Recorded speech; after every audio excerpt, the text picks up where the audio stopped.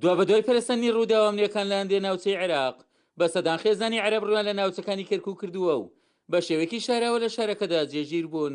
الوضع عندنا بديالة مو زين. گوزرانی ئەمە لە دیالە زۆر خراپ بوو.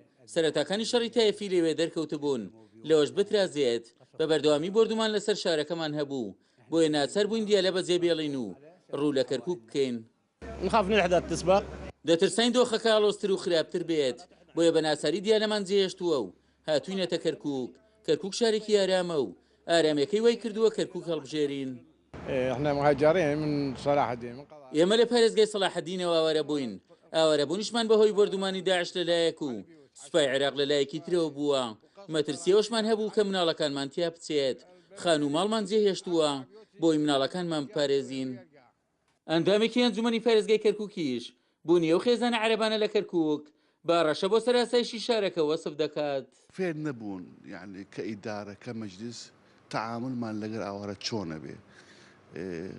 یعنی یەک مخەیەممان نییە هین ئەوارە یەک تەنزیممان نییە هەیە لە ئاوارە مشکلاکە بۆ کەرکووک بەس ئێمە ئەلێن مع الأسف منظمات هلال أحمرمانش ئیش ناکە باش ئیش ناکە لجنة المهاجرين زەخم هەیە بۆی يعني تەنزیممان نییە.